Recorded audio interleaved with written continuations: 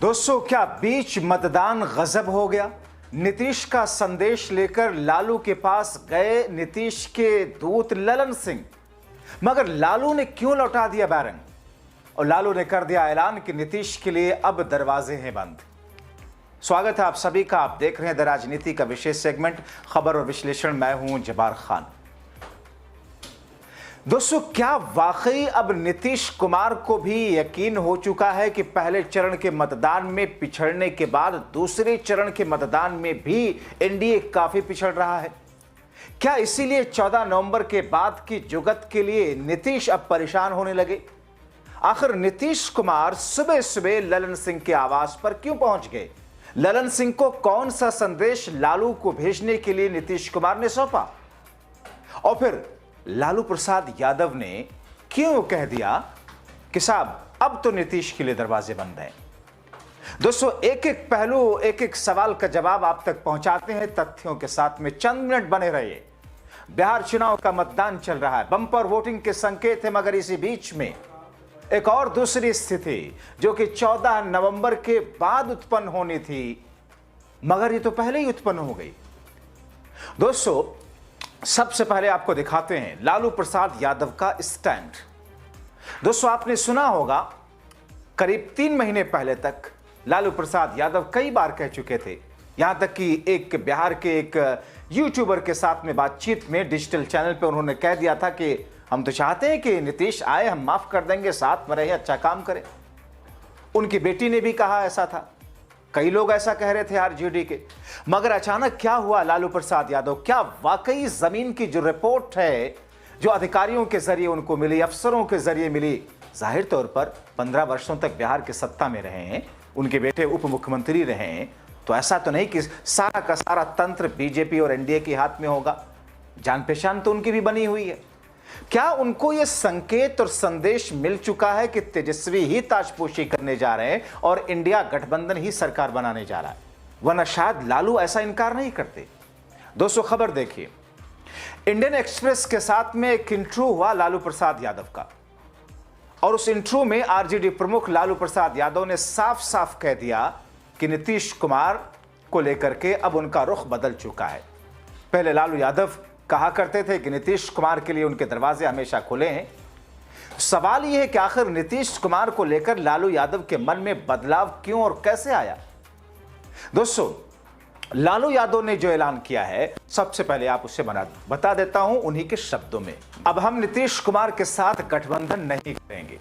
यह भी बता दूं कि अब हम नीतीश के संपर्क में भी नहीं हैं, ना ही रहना चाहते हैं। दोस्तों, ये जो 3 लाइनें लालू प्रसाद यादव की है ना, ये दर्शाती हैं कि लालू प्रसाद यादव और एनडीए खेमा इस बिहार के 2025 के चुनाव में किस तौर पर जमीनी स्तर पर झंडा गाड़ता हुआ दिख रहा है लालू की नजर में। वरना सोचिए, अगर लालू को एहसास होता कि पिछली बार के मुकाबले कम सीटें आएंगी या इस बार भी सत्ता तक नहीं पहुंच पाएंगे, तो शायद लालू ऐसा नहीं कहते। तो फिर इसका मतलब क्या है? दोस्तों, राजनीतिक जानकार इसके पीछे बिहार में बदलाव की लहर और परिवर्तन की आहट को लालू द्वारा पहचानने की बात कह रहे हैं। अब ऐसे में दोस्तों, जो दूसरी खबर अब बाहर आई कि मतदान शुरू होने के कुछ ही देर के बाद, यानी 8 बजे के बाद, नीतीश कुमार केंद्रीय मंत्री और जनता दल यूनाइटेड के नेता ललन सिंह के आवास पर पहुंच गए और उसके बाद में ललन सिंह के साथ में वहां पर कुछ देर तक बातचीत की बंद कमरे में, और फिर जेडीयू के कार्यालय लेकर के ललन सिंह को पहुंचे। दोस्तों, अब ये सारी की सारी कड़ियां जिस तौर पर जोड़ी जा रही हैं कि पहले इस मुलाकात के पहले ललन सिंह से लालू प्रसाद यादव के नीतीश कुमार की टेलीफोनिक कन्वर्सेशन हुआ और उसके बाद में मुलाकात हुई। इसी बीच में लालू प्रसाद यादव के साथ में फिजिकल मीटिंग हुई जा करके या किसी और माध्यम के साथ में बातचीत हुई, मगर संदेश ऐसा कहा जा रहा है, जो बिहार की राजनीति को नजदीक से देखते और कवर करते हैं, यह संदेश लालू के पास पहुंचाया गया, मगर लालू ने मना कर दिया। जैसा कि इंडियन एक्सप्रेस की रिपोर्ट भी, उनका इंट्रो भी इस बात की गवाही देता है। दोस्तों, इस चुनाव में पिछले चुनाव के मुकाबले अगर आप देखें तो नीतीश कुमार का अंदाज काफी अलग और बेहतर दिखा। पिछली बार ज्यादा स्वस्थ थे, लेकिन इंपैक्ट उनका बिहार विधानसभा के चुनाव को लेकर के कैंपेन को लेकर उतना नहीं था जितना इस बार अस्वस्थ होने के बावजूद नीतीश कुमार का इंपैक्ट पड़ता हुआ दिखा है। और इसीलिए कहा जा रहा है हर विधानसभा सीट को लेकर के नीतीश कुमार जमीनी सच्चाई को लेकर के महसूस कर रहे हैं कि है क्या स्थिति जमीन पर। और इसीलिए शायद नतीजे आने से पहले और बीच मतदान ही उन्होंने एक बुनियाद डालने की कोशिश की कि 14 तारीख के बाद में अगर जरूरत पड़े तो फिर यह ना लगे कि अब आपकी लुटिया डूब गई तो हमारे पास में आए। मगर दोस्तों, लालू प्रसाद यादव का ऐलान, यह कहना जाहिर तौर पर बहुत कुछ कहा गया। दोस्तों, यह कहा जाता है कि एनडीए से तंग नीतीश इस चुनाव में एनडीए समेत जेडीयू का भविष्य और अधर में लटकता हुआ देख रहे हैं। इसलिए प्लान बी को लेकर अभी से कील कांटी दुरुस्त करने लगे। और यह सब देख करके बीजेपी मोदी शाह बौखलाए हुए। जाहिर तौर पर कोई भी होगा बौखलाएगा ही।